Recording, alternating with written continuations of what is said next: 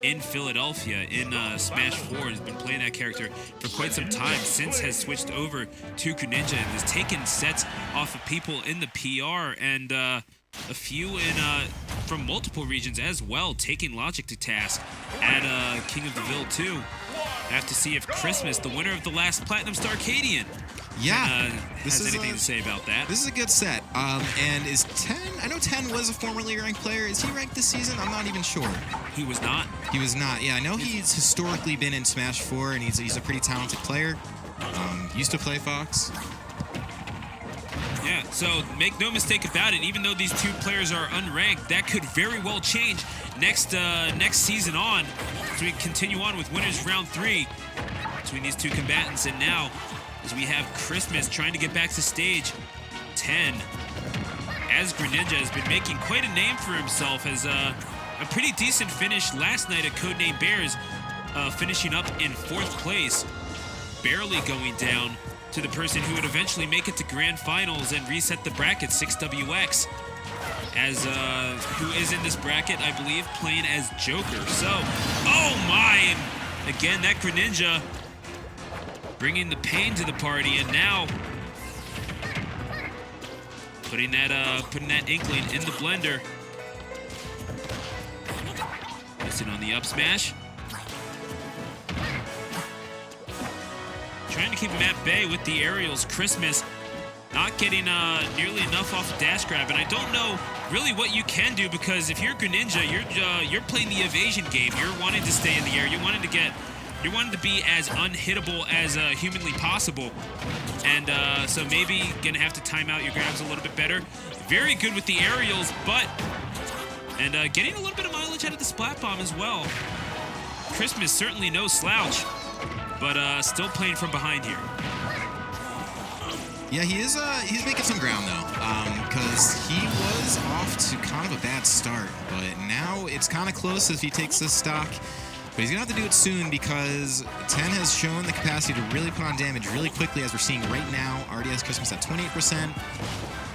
10 has absolutely zero reason to take his foot off of the gas pedal. He wants to pile on as much as he possibly can and enter that last stock. If he is to lose it, wants to enter it with as much of an advantage as possible, but he will have to take what he can get as he gets thrown into the up air, ever lethal from Inkling.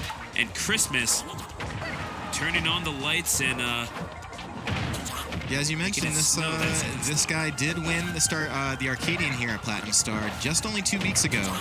So kind of in one of those positions where he's expected to do pretty well today. He's, played a lot of these guys in New Jersey. Man doesn't even own the game. Does not own Smash Ultimate for the Nintendo Switch. But he's pretty good. But he is going to lose that first game to 10, showing he's still quite adept at this game with the Greninja, which you mentioned is a new character of his, correct?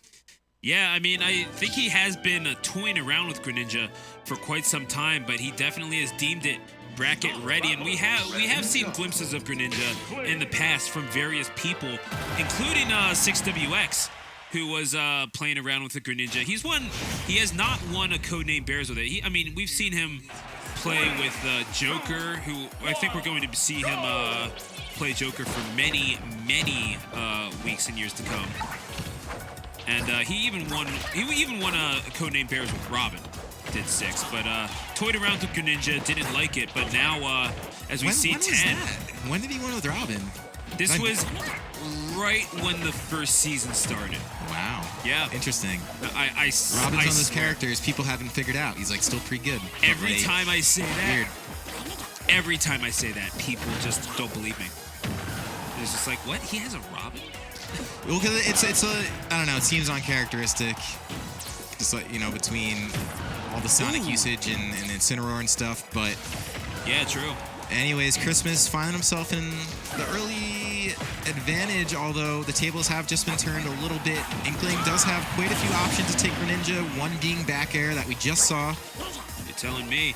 Likes to hit that upon descent, and indeed he connects flush, and that Greninja pistol whipped into the blast zone to lose the first stock.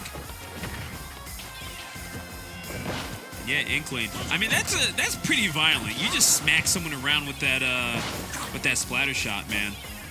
That's street tactics right there, man. Straight up. Yeah, that's you know, you don't always got to play by the rules, but there's a lot of people with guns in this game. Yeah, all is fair in Love and Splatfest. And now, oh my gosh, apparently knowing that water is lethal to Inklings, pulling out that water kunai and connecting with the back air of his own. Seeing a little bit of oil and water here. Definitely not meshing super well. Chrismus kind of in a pretty good position. Gotta say, it is pretty brutal when you're playing Splatoon, your Inkling falls in water, and you just see it dissolve. Yeah, like, that is actually sadistic. Yeah, there's no surviving. Just disperse into the fact that someone built a hotel in Inkopolis with a pool full of water, that is some H.H. Holmes level stuff, man. That is actually sick if you think about it. It's pretty cool. I just wonder, I guess perhaps the engineer there, probably not a squid himself, but we are going to see Chrismus take that convincing second game, take it into game 3, and this is to move on to the winners round 4. Let me see who's waiting either winner of this, because this bracket is a little bit dense in terms of who's on. Let me see. Yeah, so the winner of this is going to meet whether it be the winner of Biddy and Red Burpo, two very well-known names here. But that's later. This is now game 3, Chrismus versus 10. Yeah, I guess we're making I would happily have you take over, but someone's sitting here doing nothing in the commentary chair. So GTFO, my man. No, you gotta move in the shot. Don't cross the wires, because then it gets things confusing for me. Snap. Okay, yeah. We're gonna get this mixed up. Just do the old, the old switcheroo there. Nice. It's back on. All right on. And joining me on the mic at this time is your favorite streamer and mine, Lyric of Wisdom. Thanks, Stu. Back to you with the weather. Anyway, game 3. I've been here since the start of the set, and the momentum here in both games has been significantly different, and it's also very interesting that all 3 games have been played on PS2. But I feel like Chrismus is such an adaptive player. It takes him a little bit to get used to it, but once he understands his opponent's patterns, he's going in. We saw 2 or 3 bombs just hit last game, and now he's kind of in his combo zone now. But I'm interested to see if 10 can bring it back, because Greninja's so strong. Indeed. So, as Lyric, and we're seeing 10 try to exercise that stage control, but Chrismus rushing down that Greninja. And I mean, what do you do as Greninja when you are playing from behind and not able to keep your foot on the gas pedal? It's really what do you? It's like when 2 trains are coming at each other, the fastest one is going to win out, and right now it's 10 breaking himself upon Chrismus. However, takes back a stock. Still a pretty significant disadvantage to work down. I really just think this matchup comes down to who can combo who better, and it's just Inkling and Chrismus is just doing so well, capitalizing off of each hit. And plus, the bomb control by Chrismus is always so commendable.